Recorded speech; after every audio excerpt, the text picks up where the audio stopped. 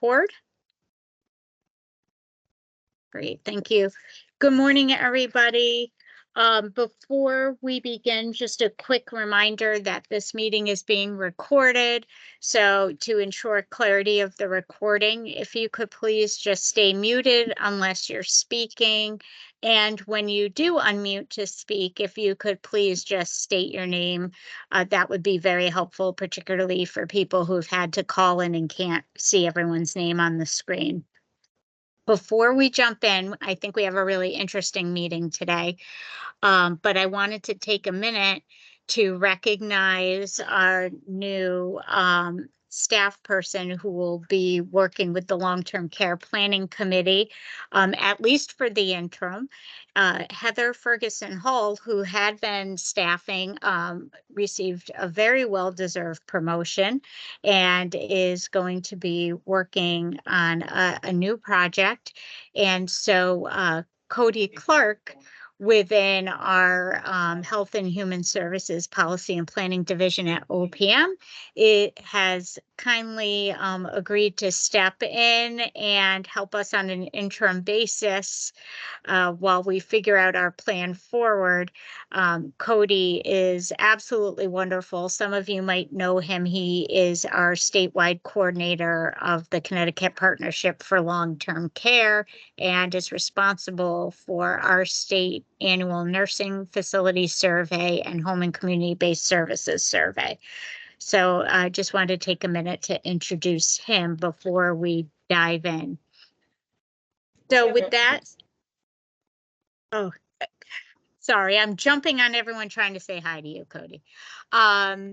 With that, I'm going to ask that Cody, would you mind calling the roll, please?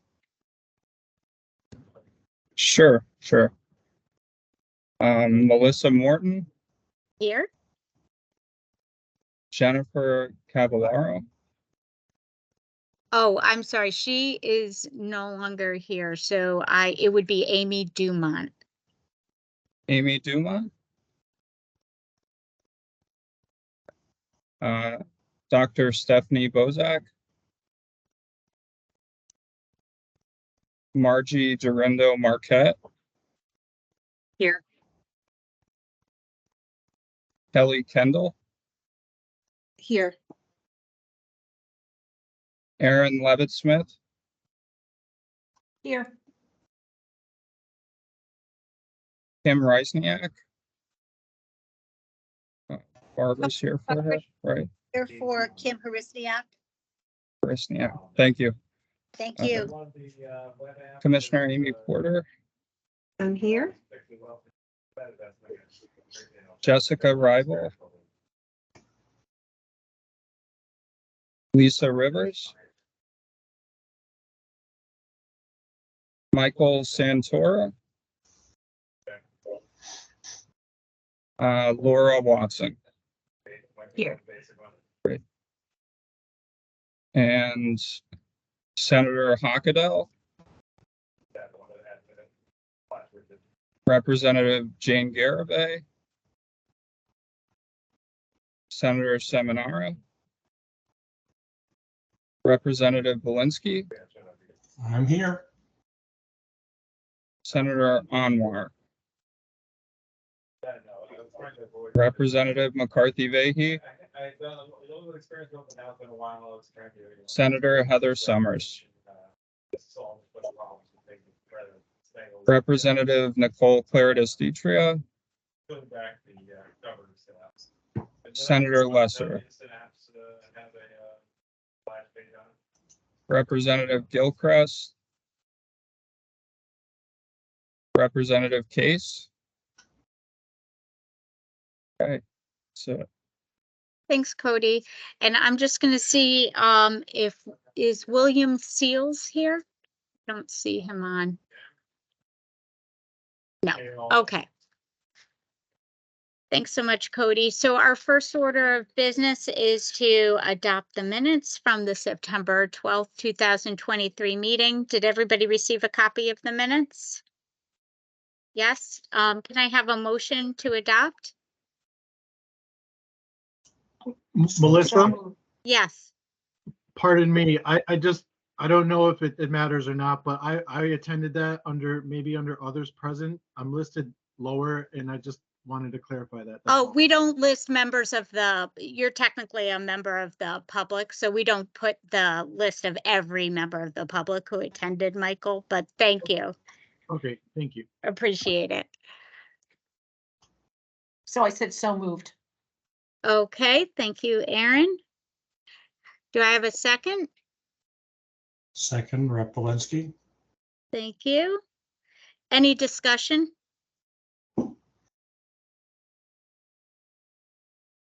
Okay, all in favor? Yays? Hey, Okay. Any noes? Abstentions? Okay, the minutes passed. Thanks so much. The next thing that we have on our agenda for today is to officially adopt the 2024 meeting schedule. We are proposing that we stick with the same schedule that we have had, I think, for the last decade, which is to meet on the second Tuesday of the first month, the second Tuesday of the month that we of each quarter that we meet. So our regular cadence has been that we meet March, June, September, and December. The proposed meeting schedule was sent out with the meeting materials and also appears at the bottom of the agenda for your convenience. So we are proposing to continue meeting virtually on Tuesday, March 12th, Tuesday, June 11th, Tuesday, September 10th, and Tuesday, December 10th from 10 to 12, as has been our standard practice. All right, do I have a motion to adopt the 2024 meeting schedule? So moved. This is Amy Porter. Thank you, Commissioner Porter. Second, second, Rep. Polinsky. thank you, Representative Belinsky. Any discussion? No, all in favor, say aye. Raise Aye. your hand, thank you. Any nays? I'm gonna guess no one's gonna abstain, but any abstentions from adopting our meeting schedule? Okay, then our 2024 meeting schedule has been adopted. Thank you so much. So today I'm really excited to jump into the meat of the meeting. Alyssa Norwood from the Age Well Collaborative is joining us along with our longtime member from the State Unit on Aging at the Department of Aging and Disability Services, Margie Durando-Marquette. And today they are going to give us an overview of a national initiative that many states have taken on, which is the development of a multi-sector plan on aging, and is something that AARP looks at when they do their annual long-term care scorecard. This year, if you look at this year's scorecard, you'll notice that states with multi-sector plans on aging got extra points for having that. And so I thought that since this is a statewide initiative that is in the early planning stages, that it would make sense to invite Alyssa and Margie, who are spearheading the exploratory part of whether or not this makes sense for Connecticut to pursue, to come before this group today to give us an overview. First, Alyssa's going to talk to us about exactly what the Age Well Collaborative is, which is where she works. And then Alyssa and Margie are going to present to us on what a multi-sector plan on aging is, the national perspective, what it could potentially look like in the state of Connecticut. And then we can flesh out a little bit as Connecticut moves forward how all of the members of this committee could potentially be involved, And what's the intersection with our current 3-year long-term services and supports plan? So with that, Alyssa and Margie, I'll turn it over to you. Great. Thank you so much for having me today. Margie and I have a combined presentation. Margie, how would you like to steer the ship? Would you like to share the slides holistically, or should I do my half? How do we make this seamless? If you have them available, go ahead. If you Okay, would like me to, I'm happy to do that. Okay. We're a team. Sounds good. So just give me a minute to get everything up.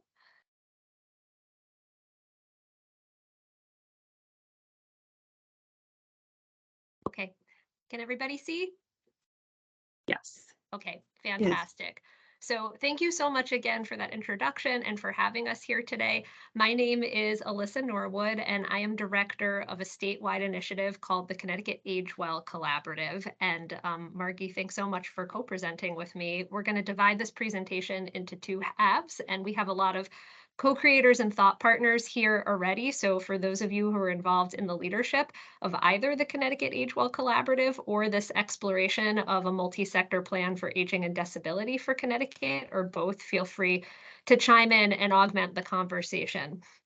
So the first thing I want to do is talk a little bit about the Connecticut Age Well Collaborative, and many of you might already be familiar, but we're going to take a little dive into some history. So the story really begins back in 2007. Many of you might be familiar with the fact that the World Health Organization implemented an initiative called Age-Friendly Cities, and it was rooted in the data that all of you are probably well familiar with, that demographics are changing internationally in unprecedented ways, that we're living longer lives than ever before, and as a percentage of the population, increasing proportions of communities are older adults. So Japan just passed a milestone where 1/3 of their population is over the age of 65. So this is an unprecedented time in human history. And the thought back in 2007 is, what would it look like for communities to be proactive and think about a world where towns were housing people older than before? So that gave rise to a number of different efforts across the world. And in 2012, AARP became the United States affiliate of the World Health Organization network and launched age-friendly states and communities within the US, and still has a robust network. Many of you might also remember that in 2013, Connecticut's entrance into this work about a decade ago was through the passage of a law that's still on the books. It's 17B-420A of the Connecticut General Statutes, and it created a statewide livable communities initiative that was led by the former Legislative Commission on Aging to, again, bring this work to Connecticut. So there was tremendous success 2 years into that work. Connecticut actually received international recognition. New Haven was selected as a pilot for the analysis of what it would look like to create an indicator scorecard for communities to understand how well they were doing on issues of community livability across the lifespan. And then, of course, many folks know that in 2016, the Commission on Aging was defunded, and through a series of consolidations became the Commission on Women, Children, Seniors, and Equity and Opportunity. Michael Werner is here representing that continued work, but the Commission on Aging's capacity was very different than the current commission's is. So the statute remained on the books, but the work was left undone until 2020, when the Connecticut Age Well Collaborative was established by a group of professionals all operating in a volunteer capacity. And then I had the pleasure in 2022, just over a year ago, of joining the collaborative as its first director and its first staff. So as a first order of business, the statute that I mentioned, we entered into a partnership with the Commission on Women, Children, Seniors, Equity and Opportunity to lift up that important work. And although without any funding, using our resources through a memorandum of agreement to be the officially delegated entity that's bringing that work forward. We do have the tremendous good fortune of a number of other core collective impact partners who are our funders. Among them are the Point32 Health Foundation. They're our philanthropic funder.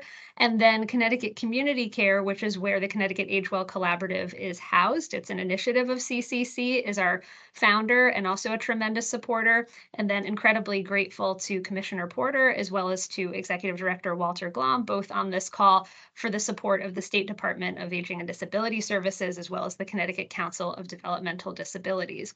So the first kind of intersection with the state in this work predates my time. This was still when the collaborative was operating in a completely volunteer capacity, but it released the first ever healthy aging data report from the state of Connecticut. You could see Governor Ned Lamont's message to the right. Connecticut's one of only 4 states to have such extensive data on healthy aging. You could see from the notes here, there are 200 indicators. This is town level data. It's exhaustive, it's extensive. I'm happy to put a link into the full database online so that you could go ahead and mine this incredible data. It was created in partnership between the Connecticut Age Well Collaborative and the University of Massachusetts, and plans are in the works for a release of a new data report of this same level of depth and magnitude in 2025. So one of the questions that Melissa asked when she wanted Margie and I to come and present was to talk a little bit about the leadership and the structure of the Connecticut Age Well Collaborative, which lends itself well to the conversation we'll have about the future in terms of a multi-sector plan for aging and disability, because there's a robust infrastructure that we've developed already that we're excited for the potential to build on. So I mentioned we began as a group of mostly volunteer professionals in 2022.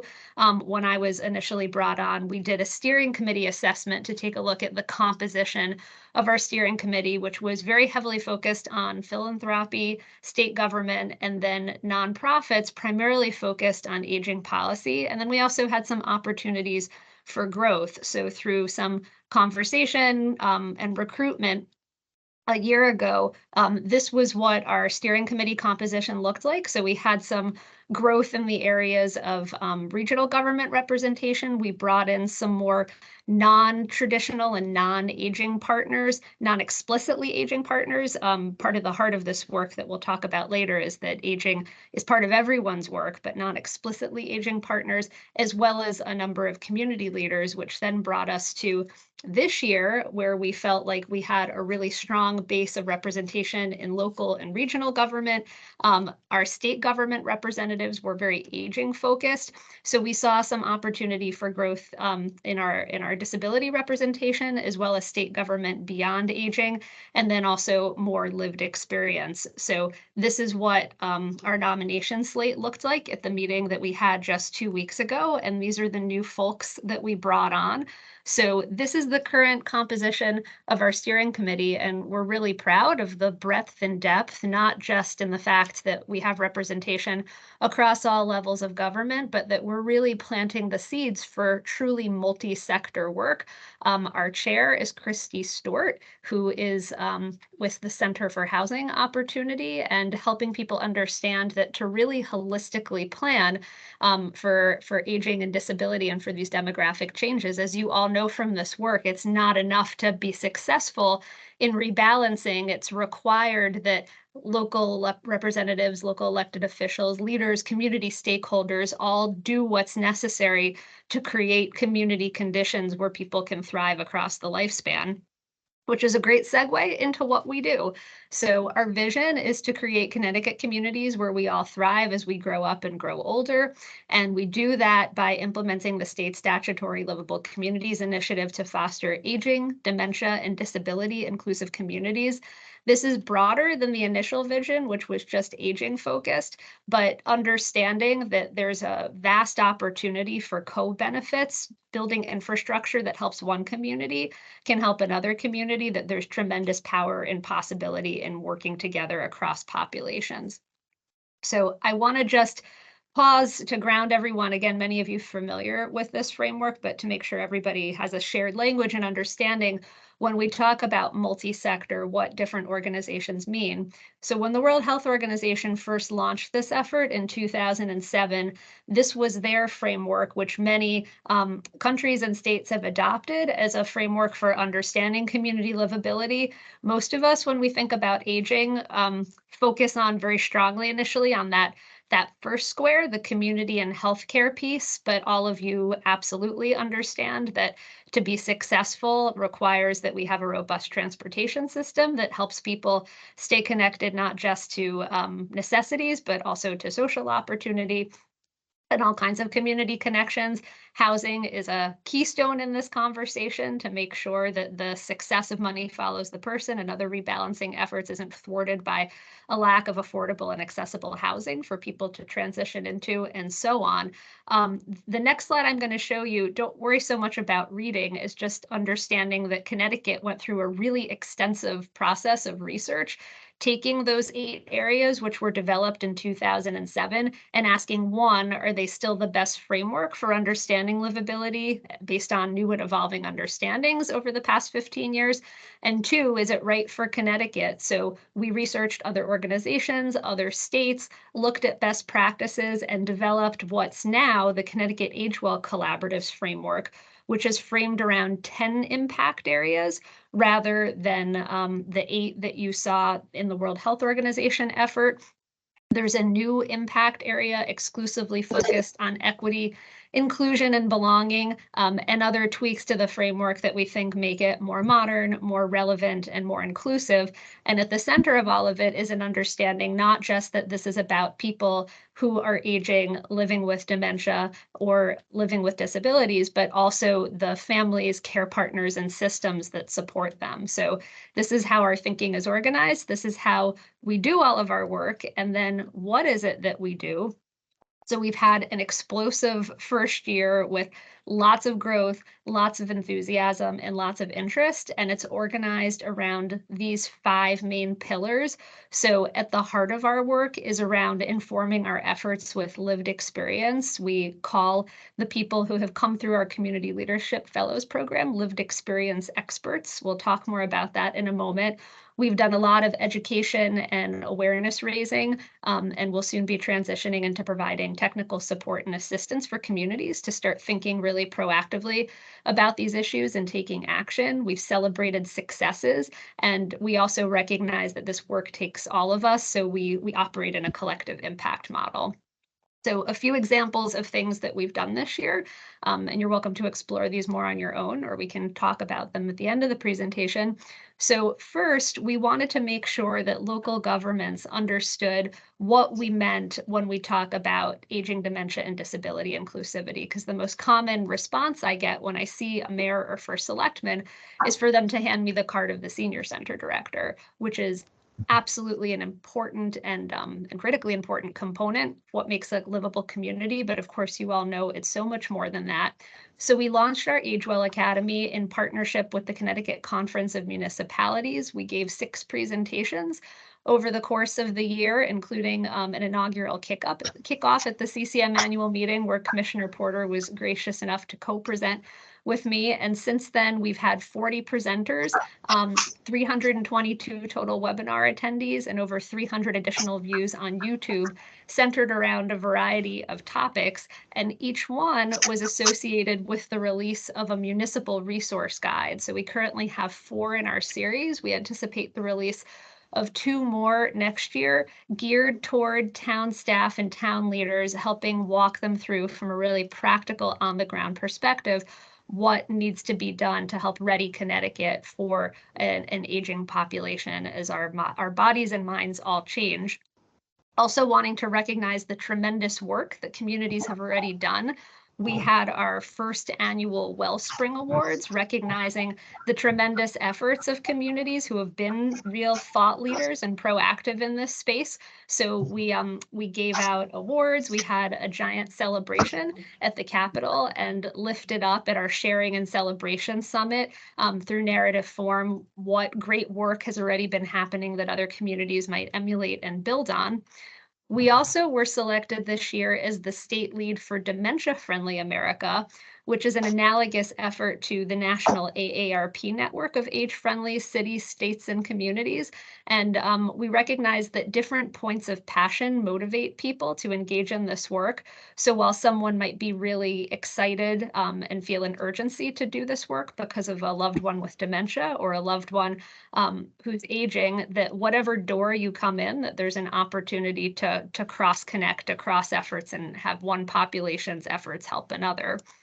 So one of the last things I want to touch on before I transition over to Margie is to talk about our theory of change. And this is drawn from an article called The Waters of Systems Change. Some of you might be familiar with it, and probably more familiar than anything else is with that top level of structural change. It's the place where most of us live, changes in policy, changes in practices, and changes in the way that money and other resources flow. And that's how change usually manifests in the world, but sometimes under-examined and under engaged with are these other spaces of transformative change, both at the semi-explicit and the implicit model. So we decided to explore what would it look like if we were to take a deep dive this year in 2024 into looking at mental modes. What are the implicit biases that motivate us? How do all of us view aging and living with a disability, and how does ageism and ableism affect policymaking? And the other space that we were really curious about was around relationships and connections and power dynamics. So most of us know and operate in a space of top-down policymaking where there's some plan or proposal. The community is invited into a space, and we live in a paradigm of what's mostly community-informed decision-making. And that's a really important piece of community engagement. But we were curious, what would it look like to take people on a journey moving from a model of community informed to community involved, but ultimately to community driven? So we implemented a pilot. It's called the Community Leaders Fellowship Program, and it was a year-long effort to uplift people with lived experience who are aging, have a disability, live with dementia, or a care partner of one of those populations, with a focus on recruiting historically empowered populations. And we wanted to model what we hope other towns will start to engage in this idea of being able to lift up the experience of what we call lived experience experts to help guide and lead community policymaking. And ultimately, a subset of our fellows now serve on our steering committee. So we're really trying to embody this spirit of co-creation and make sure that the populations most significantly impacted by policies that might have be least likely to have a voice or involved in the process. And then on that mental modes piece, and with the support of all of our funders, but particularly the Connecticut Council on Developmental Disabilities, we launched a statewide campaign just a week and a half ago, and e-news went out today, if you're on our e-list, about disrupting ageism and ableism. So what are those? They're stereotypes, discrimination, and prejudice directed toward people based on age and ability. We all have some level of implicit bias around changing minds and changing bodies. And the goal of the campaign, it's not so much an outcome as really as an invitation to have a conversation around our most closely held beliefs and to take a look at our mental modes. So on our website, we have a subpage for the campaign, and there's a webinar that we're having on January 4th for anyone who's interested in a deeper dive. But the basic premise is through a really collaborative process. We arrived at 4 initial words that we wanted to use to convey what aging or living with a disability might look like for some people, and also to invite people into a pause between thinking about when you see a word and then you develop some kind of mental image. Is it aligned with the images that we put forth in the world? So I want you to just pause for a minute, and when you see the word vibrant, think about what comes to mind for you, and then ask, is it this? Is it this? And for those who can't see the images, there's a young woman on the far left with Down syndrome who's sitting contemplatively, her head resting on her hand. There's a very exuberant man with lots of white hair jumping into the air. There's a Hispanic woman who's probably in her mid-60s who's dancing. So just to give you a flavor of the ideas that we're trying to put out into the community, and with the hope that communities not only engage in the conversation, but begin creating their own locally driven campaigns with images of residents and words that they select to describe themselves. So I'll stop there, and Margie, I'll get my screen sharing off so I can transition over to you. But that's the exciting platform that we're on right now, and poised to be able to do some great work on aging, dementia, and disability inclusivity at state level policymaking. So Margie, I'll turn it over to you. Sure, thanks. And thank you, Alyssa. And it feels like you've done so much in the short period of time that you've been with us. And I absolutely love the Every Age, Every Ability campaign. I know it's just starting, but we definitely want to be a part of that. So let me just share my screen here. Second.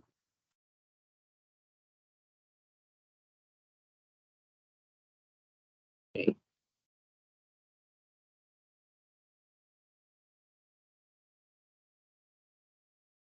Sorry, just bear with me. I'm almost there.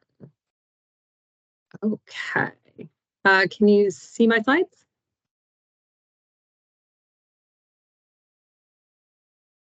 Yes. Yes. Okay. Thank you. Right. So to kind of build off where Alyssa left off, the Connecticut Age Well Collaborative, as you've heard, has been using a cross-sector approach to foster aging, dementia, and disability inclusive communities, and is making really strong connections at the local level.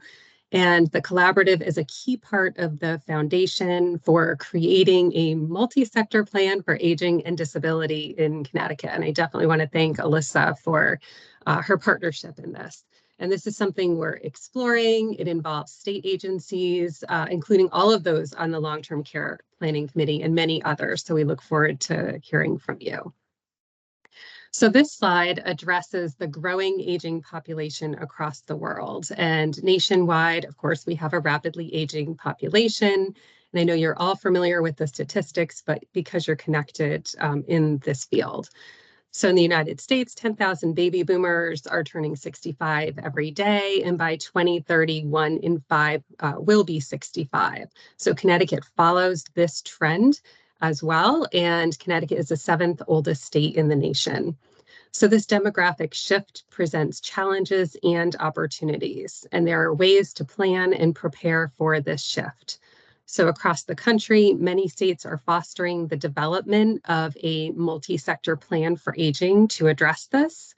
And it's also called an MPA. So what is a multi-sector plan for aging? So an MPA is a valuable roadmap or blueprint that helps states transform policy, infrastructure, and service coordination for growing aging populations and people with disabilities. And a multi-sector plan for aging is cross-sector, often state-led, and it's a strategic planning resource. It brings together stakeholders to outline a clear framework for addressing the needs of older adults, people with disabilities, and family caregivers. What it does is it incorporates an aging and disability lens across state priorities and planning. So state agencies can look at how their policies and planning impact older adults and people with disabilities. And this is really viewed as a whole government effort, and not just those agencies that regularly work with older adults and people with disabilities. You heard Alyssa talk about this too from the Age Well collaborative perspective. And as part of this approach, we want to build recognition that aging and disability policy impacts people at all stages of life.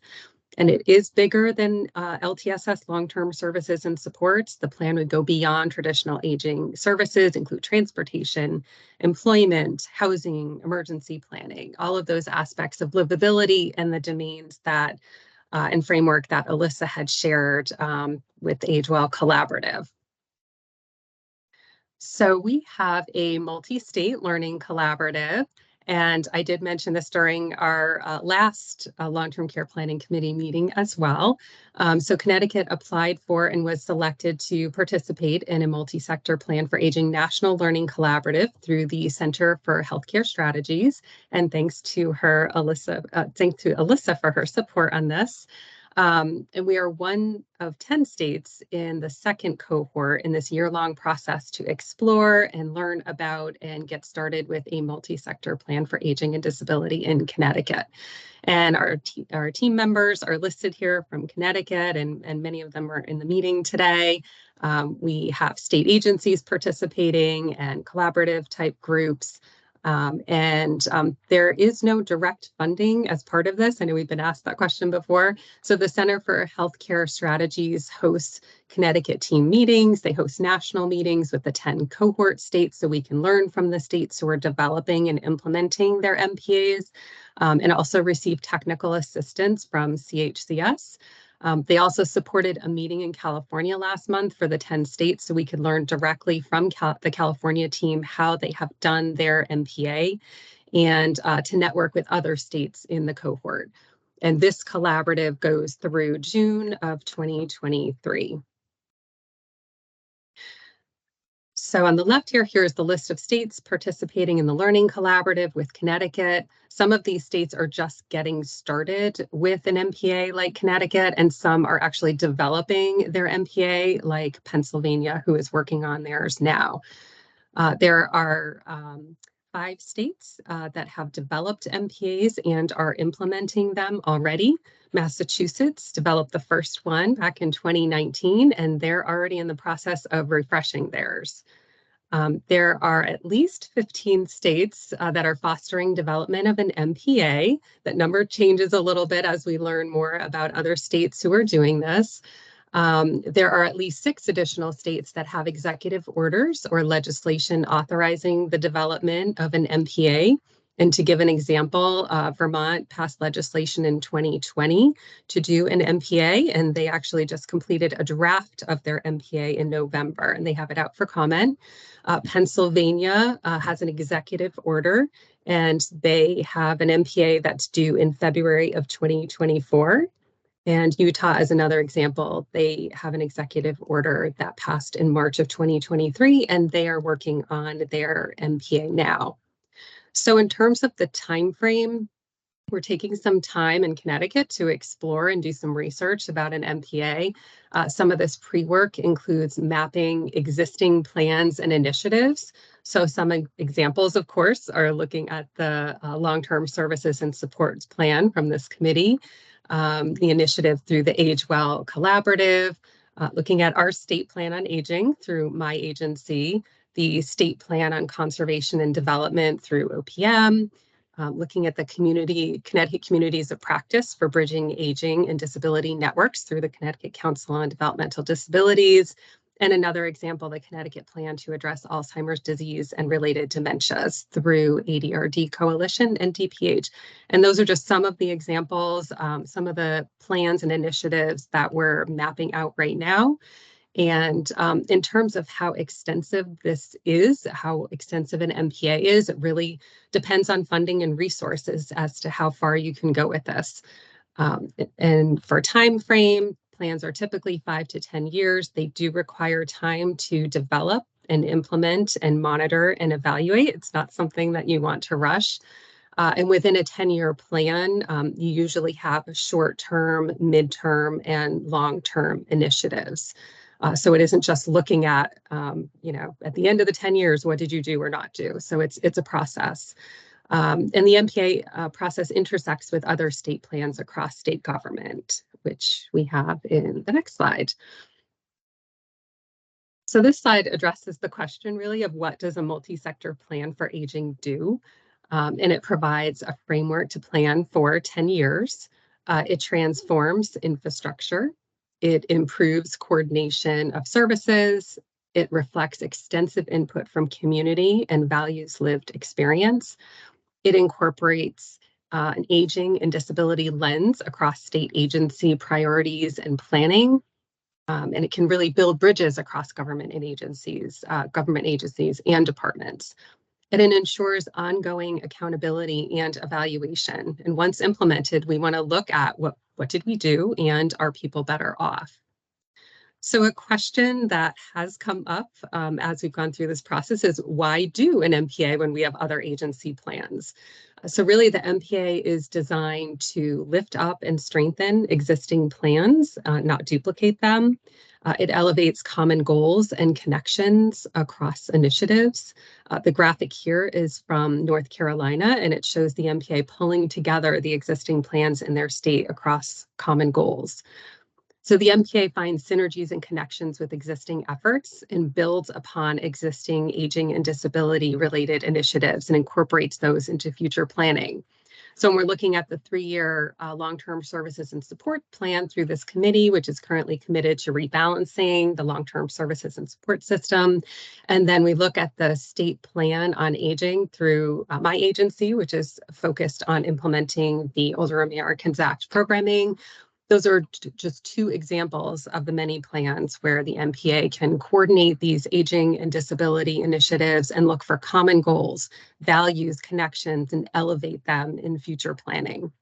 So the MPA is bigger than any one agency plan. So in terms of Connecticut's approach, as we are getting started with the MPA, that's the stage that we're in, and this is our current approach. We're leveraging the Connecticut Age Well Collaborative, which, as we've shared, is an existing cross-sector initiative with a framework, an equity focus, and community connections. As part of the National Learning Collaborative, we're gathering information about best practices from other states, how they've approached an MPA. We're collaborating with state agencies, talking with all of you and stakeholders to explore this further. And this is something that will happen over time, including how to develop and sustain this in the future. That includes funding and potential cost savings.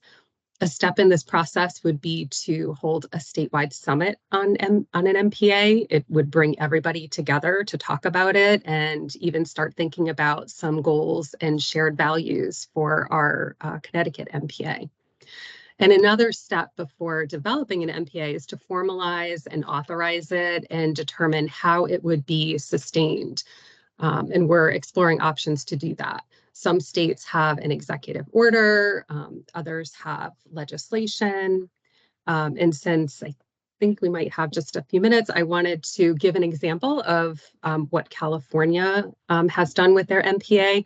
And I do realize that California is a big state and Connecticut is not California, but looking at what they did and trying to take from that what we can, figure out what the path might look like in Connecticut, how we could scale certain things, what's reasonable within the resources that we have in Connecticut. So California has an executive order from the governor from 2020 to develop a master plan for aging. And they stated that health and well-being of older Californians is a priority of the state of California. And that was their starting point. The first year of their plan was 2021. They did go through quite a process to develop their plan. They had steering committees, work groups, stakeholder advisory committees, and other groups.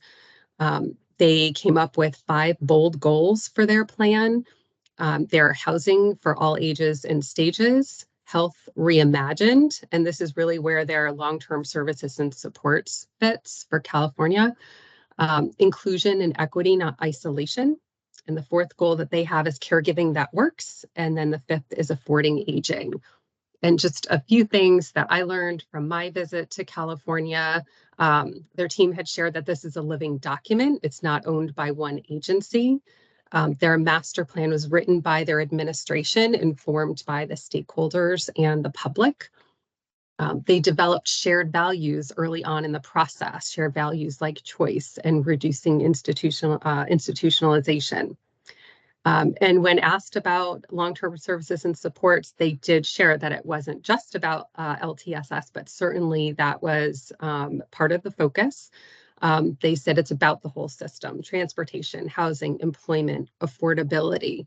The MPA was talking about everybody. They said it was important to align state plans And they included data and equity from the beginning. They created an equity work group to advise on the MPA recommendations and deliverables through an equity lens. And for data, they use data to drive decision-making and to track progress on target outcomes. They have a data dashboard. To put this in perspective, though, they had many universities in California come together to support their data efforts, to look at how people are doing and if lives are improved. This was a significant investment of resources in California. And in terms of funding, they received quite a bit of foundation funding to help support the development of their MPA. And now they have developed a local MPA playbook for implementing the MPA locally. So while Connecticut is not California, we can certainly pull from their work and see what we could learn from this and what we might want to do in our state. I'll just stop sharing there.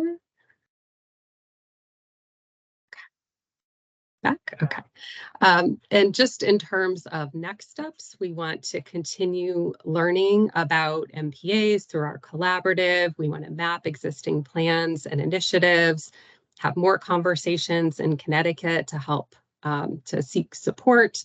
And I'm excited about it. It feels like something Connecticut should be doing. We want Connecticut to be a great place to grow up and grow older, and aging is for everyone. Aging and disability can be included in policies and programs across agencies, and the MPA really supports this and can benefit everyone. So just wanted to stop there. Alyssa, I didn't know if I missed anything that you wanted to jump in and add before we go to questions. Yeah, I think mostly we're just excited for conversation. This is still really new and conceptual, but it mirrors what the Connecticut Age Well Collaborative is already doing at the local governmental level. So there's a really unique and exciting opportunity, not just to have state agency work start to emanate from it, but also start to cross connect so that all levels of government are working in an integrated way. And several of the members who were on this journey of learning together through the Center for Healthcare Strategies are here, but I also want to name Rebecca Auger, who's not, and the really exciting potential there is to more deeply interface this work with the existing work happening around the state's plan of conservation and development. So just wanted to see if questions, thoughts, comments, discussion.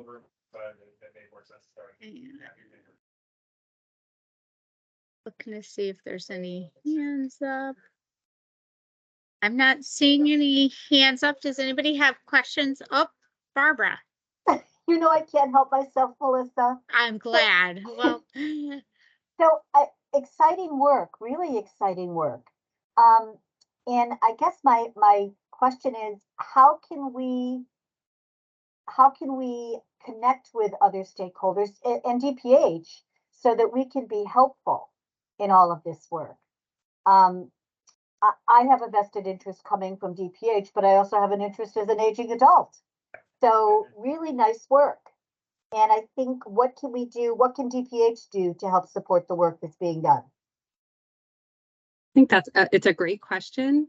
I'm hoping that we can look as the full long-term care planning committee and all the agencies that are on it, including DPH, and see how we can approach this. I really think the long-term care planning committee has a strong foundation. So between the Connecticut Age Well Collaborative and the Long-Term Care Planning Committee, there are already, I feel like there's already a strong foundation, and perhaps this is a place where we can continue to have the conversation and do some work within the planning committee across state agencies and talk about how we might be able to start here and then go outside of the planning committee as well. So that may be a way to bring everybody in, because I appreciate that, Barbara. I think this is great. I think it's a great opportunity to elevate the work of what we're all doing here. And this definitely has a broader scope. So I do defer to Melissa on what's appropriate for the committee, but would love to be able to have this as a place where we can do some of this work to build support and try to move it forward. And I just want to piggyback on Margie's comment. Is the reason that I invited Alyssa and Margie to present today was because I thought the multi-sector plan on aging and disabilities, I think, is a much larger version of what the legislature had originally envisioned when putting into legislation the concept for the 3-year long-term services and supports plan, and informing this committee of state agency partners, and then the sister committee, the Long-Term Care Advisory Committee, which has all of our provider and advocacy partners, so that, the goal there was to try and do what the multi-sector plan on aging is trying to do on a broader scale, which is to unite all of the touch points across the long-term services and support system, regardless of age and ability, whereas the multi-sector plan on aging and disability, as it would be in Connecticut, I think is trying to do that as well. So there's real potential for this committee to look at what our long-term services and supports plan is accomplishing. We are coming up on what has been the long-term goal of the long-term services and supports rebalancing plan, which has set to reach its goal in 2025. So the plan itself is ripe for a refresh. So this is a really good time, I think, to lay some groundwork for a larger initiative that is potentially happening, and can it springboard off of the plan that we've always done, use it as a foundation, use our partners that are already sitting here and formed together. Do we need to look at the composition of the long-term care planning committee to fold in? Do we have all of the partners that touch the LTSS system sitting here? When I met with Alyssa, she pointed out, we don't have DEEP. The Department of Environmental and Energy Protection doesn't sit here yet. They play a large part in our state parks and being able to enjoy our state facilities. So should they be part of this as we, think through how to really bring together our state plans? So this was meant to just highlight all of this for all of our state agency partners, get us thinking broadly.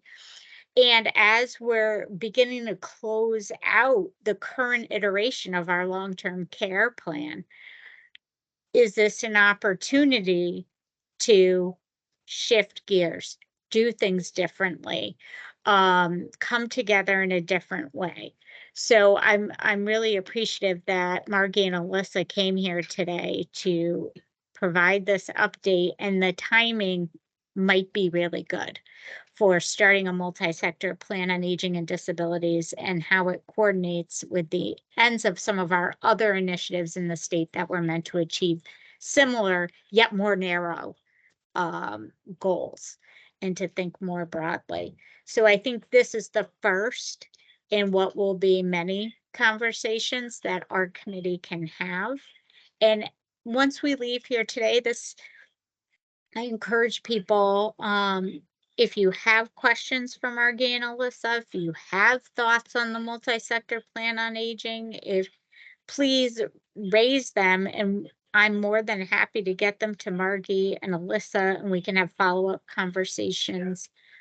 Also willing to make this a regular just check-in update topic on our quarterly long-term care planning committee meetings, if people think that would be helpful to have Margie just do a brief update, and Alyssa, of course, please feel free to join and do like brief updates, or if there is no update that quarter because you guys are still exploring, bump it to the next quarter. But I think keeping the dialogue going would be helpful.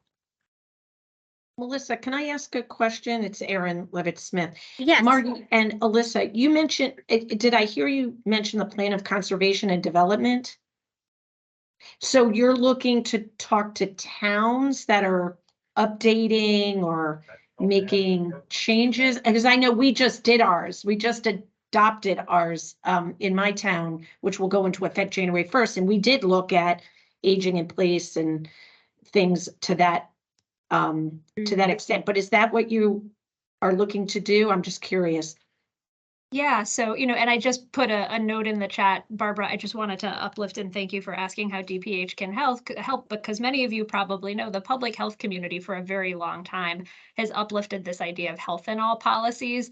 So there's this long history and conversation we can draw from about bringing the aging and disability conversation in all policies forward. So just for full disclosure, many of you know this already, but in 2013, when the Livable Communities Initiative was launched at the Commission on Aging, I was its leader until the Commission on Aging was defunded in 2016. And as part of my time there, I was very engaged with work happening nationally through the American Planning Association. And they published in 2015 a PAS guide called Planning Aging Supportive Communities, which really put forth best planning and zoning policies and principles. With this, at the moment in time it was published, just aging and lens. Again, we're broadening the conversation to aging and disabilities. But, we all know, not just as professionals, but as humans, this touches every aspect of life. And it's a really engaging and important conversation, not just because it's good policy, but it's just reality. Our minds and our bodies are changing. So yes, it's about planning and zoning as much as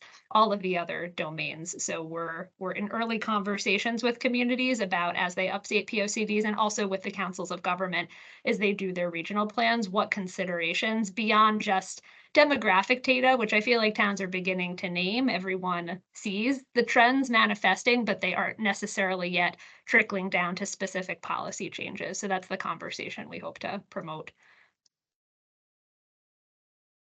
And then, Melissa, I see a question in the chat about funding, and that's been a question that we've asked along the way as well to some other states, and that has differed by state. Each state is looking for funding to be able to support their MPA. Sometimes it's how much funding you have is how far you can go in terms of your data dashboards and things like that. So I had shared California. I know Pennsylvania had a shorter time frame to pull theirs together, and they used ARPA funding for that. Some states have looked for investments from foundations, but found them to be time limited. So there is no state with a perfect model for funding on that, but just wanted to share that we have asked that question, and we'll continue to look at what other states are doing to piece together the funding to be able to do the whole process from the research and development, implementation, monitoring, and evaluating. Just to build on what Margie was saying about funding, a couple of different pieces. So one, an MPA well done streamlines efforts, elevates common goals, reduces duplication. So it could be that cost savings realized across multiple state agencies that are all engaged in parallel efforts. By way of one example, many of you are probably engaged or have been engaged in listening sessions where you travel around the state specific to your plan and ask the community members about it. What would a model look like where through a truly cross-sector effort, there was shared investment in a process that, one, was more deeply respectful of the community because multiple questions could be asked of one cohort at once. There's greater accountability to be able to circle back to the community with the results to build relationships. So some of this could be realized through states identifying places that an entity like the Connecticut Age Well Collaborative could consolidate across efforts. And two, we've talked to other states, Maryland and others, who have put a position within state government. The Connecticut Age Well Collaborative is a unique asset to the state in that we're deeply collaborative with state government, empowered by state statute via this memorandum of agreement, but because we sit outside of state government, aren't subject to state fringe rates. So the investment in a Connecticut Age Well Collaborative type structure can yield a very different output than in other structures. So Connecticut is fortunate in that we have a lot of advantages, but there does need to be sustained financial commitment going forward for this to be successful. May I ask a question? So it seems that many of the state examples given have states that have been able to get a successful MPA off the ground and implemented or on the path to implementation have started off with either an executive order or legislation. Is that true? Is that really where most states find their jumping off point? Is that the way that states have found to be most successful to engage partners across the state and get an initiative going? Yeah, it looks like it. It looks like some sort of formalization and authorization to do the MPA comes from either an executive order or legislation. We've heard of a lot more states doing executive orders, but the example of Vermont that did legislation. So yes, looking for that authority, and it brings the groups together, it names groups, it helps you move to the next level. So that is an important part of the process, and it does look like other states are moving towards an executive order or legislation. The most successful states, there are obviously many pieces to the process. So those that have led with executive orders or legislation haven't been as successful of the states that have really done a lot of thorough research, groundwork, built cross connections, and built champions within different state agencies, and also identified sustainable funding investment to realize the returns on an NPA. So we're embracing the second model more than the first, rather than just rushing headlong in, to make sure that it's really a co-collaborative process, and that it's one that can be enduring, not just a one-time investment that then falls away. Gotcha. That's very helpful. Does anyone else have a question? Because I have one more question. I was just curious how other states have if in states like Massachusetts, who has had an MPA for a period of several years now, is there any outcome data? Do we have outcome reports that the state could look to see what the results of having one of these plans has been? And any associated cost savings or efficiencies that might have come from having an MPA in place? Yeah, that is something we can take a look at. And I know that one of the things that Massachusetts did share, they are refreshing their plan now. They have a planner position to work on this. And they, because they went first and didn't know everything going into it, they have a lot of lessons learned, and they are looking for stronger data points and outcomes in their next plan. So we can look to what Massachusetts did. And Alyssa, I don't know if you have more information at your fingertips, but I do know that they, because they went first, they definitely had some things that they want to change in their new plan. Yeah, Melissa, the fact is, because this is currently unfunded work in Connecticut, we're all kind of rolling up our sleeves, those of us on this call and otherwise, and trying to tuck this in where we can. But the Connecticut Age Well Collaborative, starting January 1st, is going to make a more sustained investment, which we can announce publicly once the contract is executed. But we have somebody who's coming on board very part-time to really have some dedicated focus to this work. And among other pieces of the work plan that we're laying out for this person over the next 6 months is Pennsylvania has done a really thorough cost analysis that hasn't been released yet, but it's coming out in February. And their claim that we heard on the last call is that states that do this work, they generated the number of $6 to $8 million annually in savings for a state that does this work. What that means, I don't know until we see their cost report, but there are other states that are definitely taking a deep dive into this.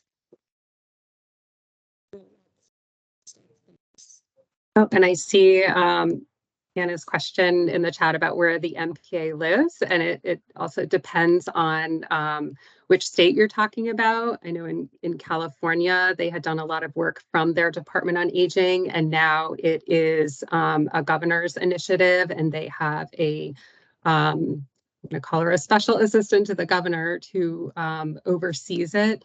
One of the things that the group has said all along is that it isn't owned by one agency, that it is something that is supported by, the state. So, but again, different states and state agencies are handling this a little differently. I think she's asking specifically about Massachusetts as well, Oh, where in okay. Massachusetts state government, if you happen to know. Yeah, and I don't remember offhand. We have 20 different states' data jumbled up in our heads. So Margie and I, we can save all these questions and follow up with the group. But there are Yeah. a lot of different models. But what we keep bumping up against is that Connecticut has a tremendous number of assets, in part because this work is already well underway. It's just not necessarily been called this historically. So it's a new frame and an augmented frame, but builds off of a lot of great work that we've already done. We were thought leaders in many ways nationally as a state.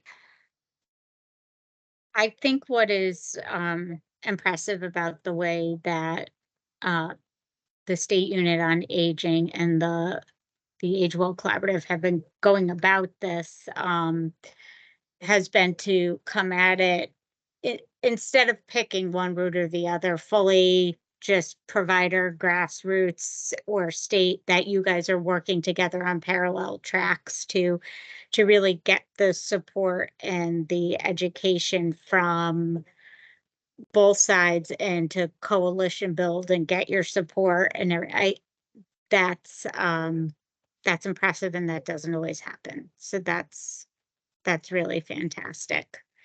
Thank you. And I appreciate your work, Alyssa, in getting the that you're doing over there and getting the state involved in the planning collaborative. And I think it's really, really exciting, Margie. Again, thank you so much for your work on the State Unit on Aging side and educating the state partners and the aging side of things. So I think this is a good partnership. Its success comes particularly in a small state when we're working together, both state government and the local community providers and entities. And Alyssa, you've done a very good job in educating me and having me think more broadly about who community partners are and should be considered. And I'm glad my colleague Rebecca Auger, who couldn't be here today, but is involved because she comes from OPM and does the state conservation plan and brings an entirely different perspective. So this is really exciting work. And we look forward to bringing you to future meetings, tracking progress, and providing feedback and jumping in and being helpful as a committee when you guys are ready. Thank you. And I also want to thank Commissioner Porter for letting me spend some time on this, because I'm invested and I'm happy to do it. Thank you. Commissioner Porter, did you want to say anything about the initiative before we move on, or? No, our presenters are brilliant, so they did a great job presenting, and I think we're in good hands. I think there's a lot of the coalition that, the folks that went to California, it sounds like you got a lot of great information, and we won't do it like any other state. We'll probably take what we like from a variety of different states and make our own Connecticut path, as we always do. So yeah, great work. I'm excited to see where we go with it. So if there are no other questions, I'm going to move us forward. Alyssa and Margie, thank you so much. That was a great presentation. And members, I believe they're going to share their slides with me after the meeting, and I will get them up on the Long-Term Care Planning Committee website. And there will also, as always, the recording of this meeting will be posted. So you can, if there's any part of their presentation that you want to hear again, or you want to share with others, so they can familiarize themselves with the MPA and the MPA process, that recording will be available. Thanks so much. So with that, I'm going to move on to member updates and announcements. Are there any other members of the Long-Term Care Planning Committee who would like to make any announcements or provide any agency updates?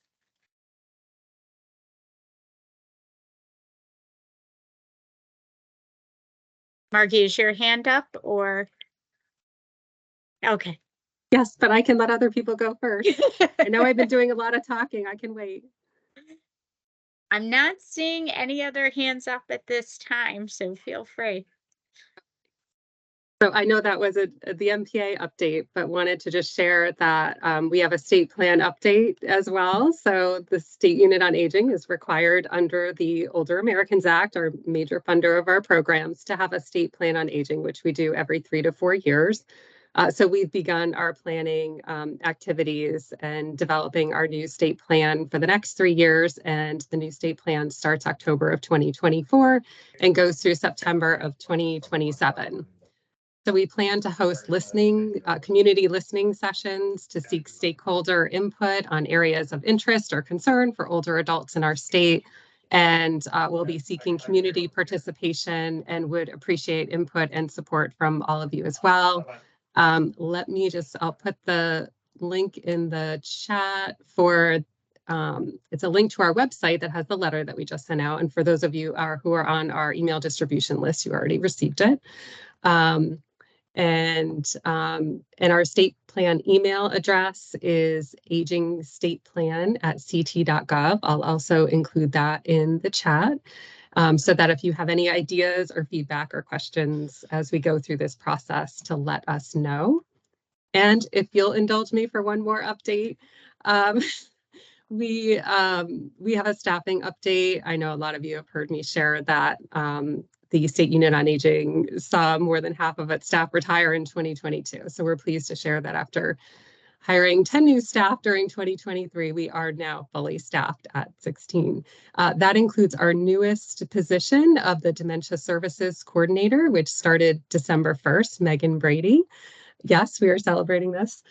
In our most recent legislative session, Public Act 23-48 created a Dementia Services Coordinator position within the Department of Aging and Disability Services.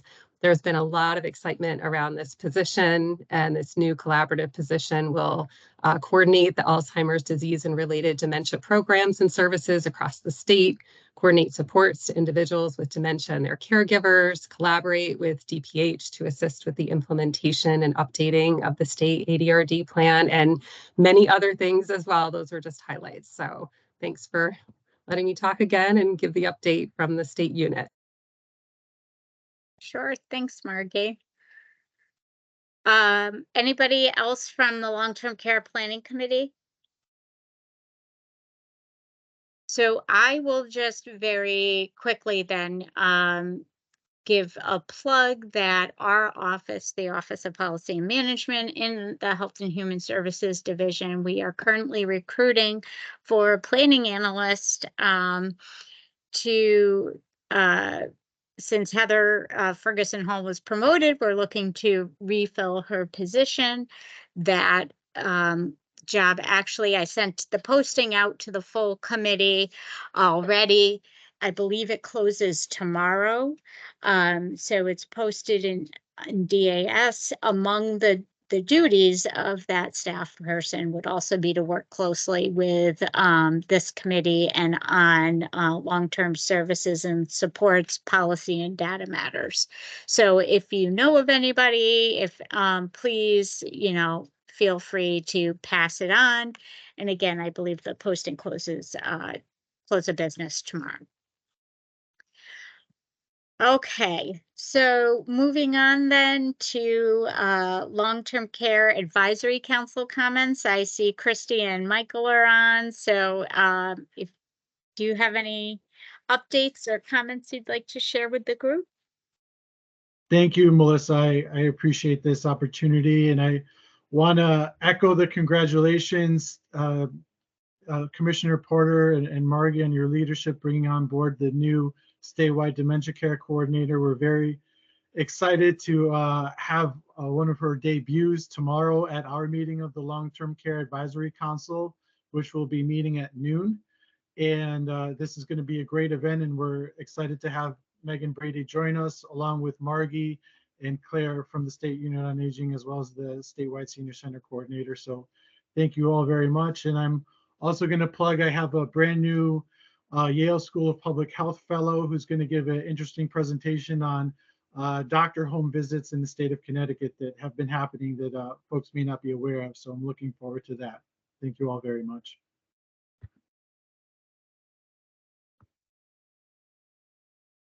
Thank you, Michael. Appreciate it. I'm just looking in the chat here, make sure we're not missing any questions. Okay.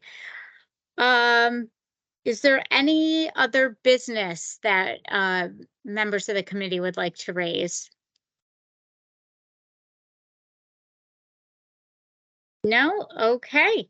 In that case, I ask for well, actually, before I do that, our next meeting is going to be March 12th from 10 to 12. Everybody should have received the Outlook invites for the entirety of 2024. So if you didn't, please send me an email and I will see what's going on and make sure you get the email invite. But with that, I will entertain a motion to adjourn. This group never wants to adjourn. I have learned that every quarter. So moved. This is Amy. Thank you. Okay. Second? Second, Rep. Polinsky. Thank you, Representative Belinsky. All in favor? Aye. Okay, with that, we are adjourned. Have a wonderful holiday season to everybody, and we will see you in March. Thank you. Thank you. Thanks, Melissa.